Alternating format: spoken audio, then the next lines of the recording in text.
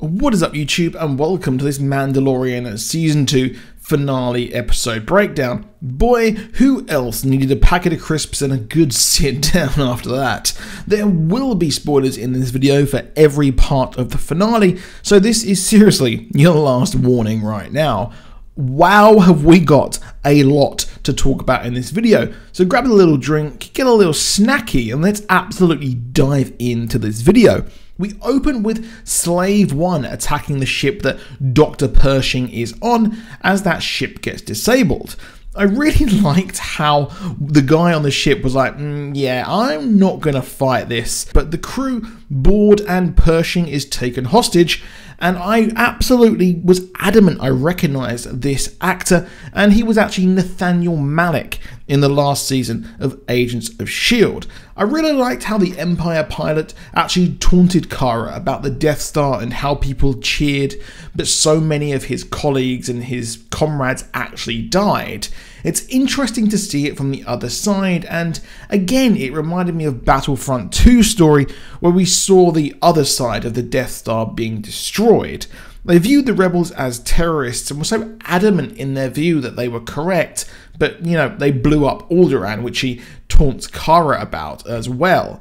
But he says how Pershing is a very high value New Republic target, as well he is a cloner. And of course, Kara shoots him because, well, she was from Alderaan. And I liked how she said, hey, which Death Star?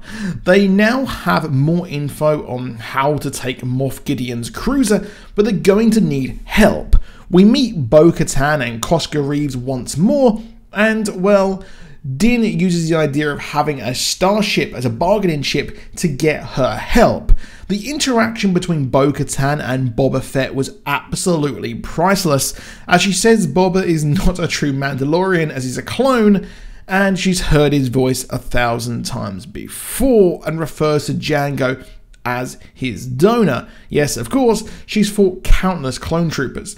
The idea of a true Mandalorian is being explored here in this scene, as Bo-Katan says that not all Mandalorians are bounty hunters, and I see this as the show priming fans who have only seen the movies for the idea that they're going to show what a true Mandalorian is if you haven't seen Clone Wars or Rebels. Of course, Boba was created as a child for Jango and did not have the accelerated aging the other clones had, or didn't age at least as fast. The fight with Koska and Fett was superb, and I think it was made better as Sasha Banks is a wrestler so knows how to make fights look good, and it's also the reason why Cara Dune's fights look so good as well, because the actress who plays her is an MMA specialist. Now, Bo-Katan wants to take back Mandalore, of course. She will take this task and, well, she wants to get the Darksaber, which is the biggest thing here for her, and she needs it to rule Mandalore. But there are some plot holes here, which I will talk about a bit later in my video. Now, Pershing gives the goss on how to take the ship, and he did always strike me as just a scientist and not simply an Empire loyalist, but they need to eliminate the Dark Troopers first. It's confirmed they are Phase 3 Dark Troopers, and they are droids now, as the humans were the last weakness to be solved. They will need to be turned off and deactivated, which will take a few minutes because, well, they take a few minutes to activate. I did like how Din was able to fight one off and jettison them. I wondered why they didn't go for that first, but, you know, the advanced droids, they just flew back in. The plan starts with them faking being attacked by Boba Fett so they can be let on the ship, but Moff Gideon sends out TIE fighters, which is of course no match for Slave 1. They make a crash landing on Moff Gideon's ship and begin to rip and tear through the ship as Mando goes to disable the Dark Troopers and take the child from the brig.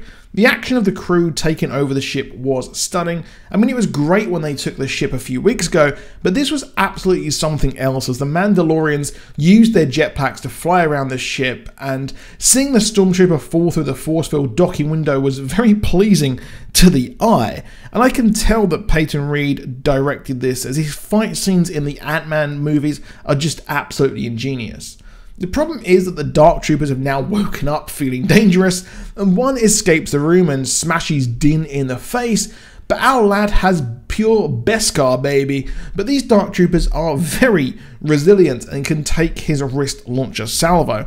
Luckily, he has pure Beskar staff given to him by Ahsoka when she won it from the Magistrate. He does this and gets rid of the Dark Troopers and goes to see the child. Giancarlo was superb in this episode as Moff Gideon, as he's waiting for him in Grogu's cell, and we see him hold the Darksaber over Grogu's head like the sword of Damocles, and tries to strike a bargain with Din for the child. Moff says how he knows everything and that Bo-Katan wants the saber as it is pure power, but of course Moff knows the saber must be won in combat, so he has incredibly set this up to mug off Bo-Katan as he knows he will lose to Din and Din will then take the Darksaber. Din has won the saber using the Beskar staff, we called it a few episodes ago, but does the Darksaber have to be won in combat? Boy, I really hope somebody got fired for that blunder. Sabine gave Bo-Katan the Darksaber in Rebels, so it doesn't make sense why Din can't give it to Bo. Now, Moff Gideon on the bridge did say that it was the story that gives the Darksaber power. Bo-Katan being given the Darksaber is a story, but imagine if people started to realise that she was just given it and couldn't hold the power over Mandalore, and Moff Gideon just came in and stole it. The whole story arc is pure genius and makes Moff Gideon to be a huge and cunning foe. He knew it would lead to direct conflict between Din and Bo-Katan, except he didn't expect Luke freaking Skywalker to turn up.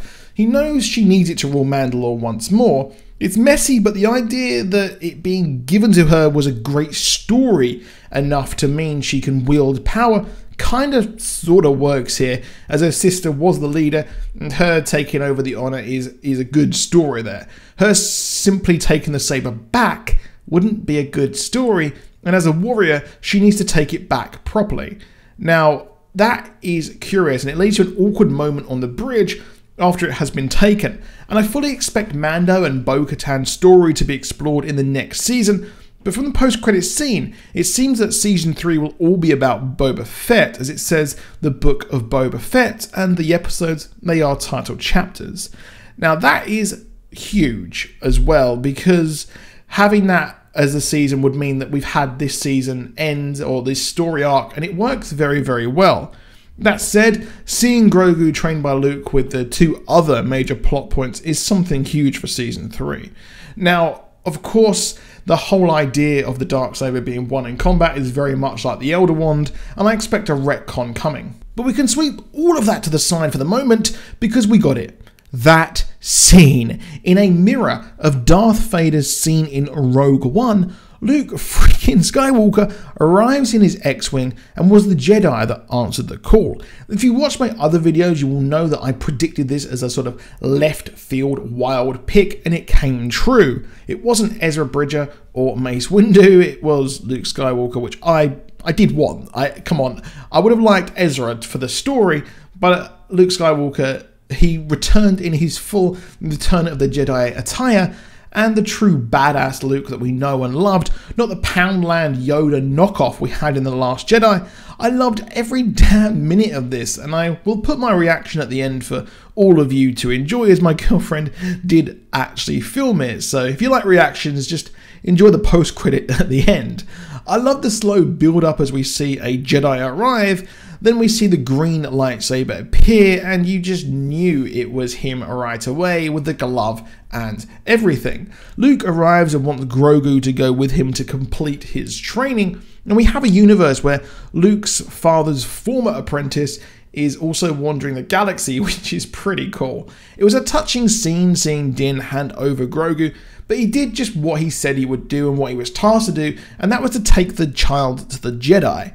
The scene was the best Star Wars moment I think I have seen in my memory. It's been a long time, and I think ever since possibly the fight on Mustafar in Revenge of the Sith, well, that might be the last time I enjoyed Star Wars really this much. Maybe the Darth Vader scene as well in Rogue One. But the deep fake Luke Skywalker did look a bit clunky, I will admit that. There is a bit of a problem with the CGI, And it did look better in Rise of Skywalker, but I don't really care. The true Luke Skywalker is back, and I'll never forgive Disney for what they did to Luke, but this was so special to see, and for a moment, time stood still. 2020 has, in my personal life, been the worst year of my life. A lot has gone wrong in my life, heavily, and I was transported back to being 7 years old and watching Star Wars for the first time with my father, who sadly passed away this year.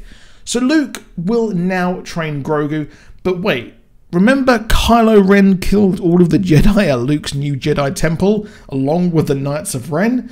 So does Grogu die, or did he get to be an apprentice later on?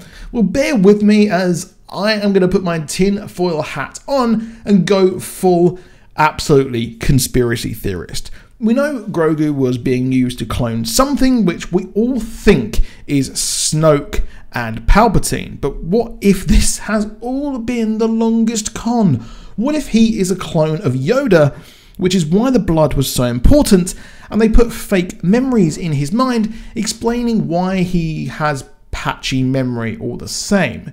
It was all a plant to ensure the downfall of the Jedi once and for all, to lure Kylo. But I really doubt it, but it's an interesting theory experiment nonetheless. And R2 does seem to recognise Grogu. He may be doing a squee in Droid as he's so cute though.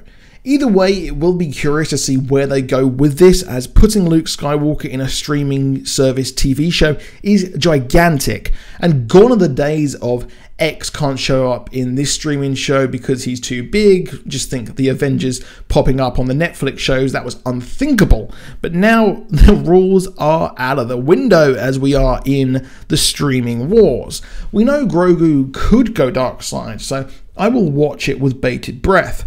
I have to say the Darksaber last season was mind-melting, but this is something else. Dave Filoni and Jon Favreau have delivered this season one of the best shows on TV, and hands down the best piece of Star Wars, like I said, since Revenge of the Sith. It also makes sense why Boba Fett went away, but who else wanted a Boba Fett versus Luke stare down? That would have been very, very fun. I love that moment, and it does feel like the story we wanted for the sequel trilogy is happening, and we were robbed. I don't mind Rey, but when we could have gotten an entire trilogy of Luke training a new group of Jedis and that whole saga, it does kind of sting a little. Could it have been better being Ezra Bridger? Yes, maybe, to be honest. Taking my whole kind of unbias out of the way, yes, it would have been a bit better if Ezra Bridger had done it for the story that they're setting up. But come on, just let the fans have it for once. The fan service is great. I loved it. So the post-credit scene, there was no concept art, which made me wonder why there was no concept art at the end, and we got to see Fennec and Boba arrive at Jabba's palace. A long time coming, since Boba was thought to be dead, and he kills Bib Fortuna, or Thick Fortuna as it seems to confirm. That throne boy makes you thick with a billion C's.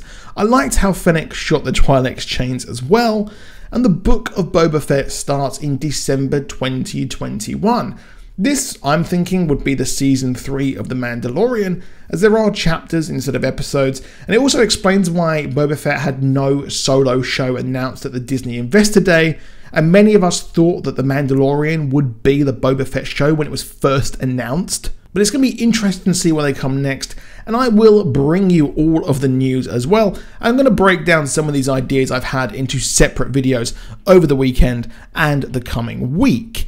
But that is it for this video, so please do drop a like down below, please do subscribe with notifications on, and at the end of this, enjoy the post-credits scene of me experiencing Luke Skywalker return. And that is it, and I'll see you soon, goodbye. Who is it? Show me! Fucking Return of the Jedi, Luke. Show your face! It's him. Whoa!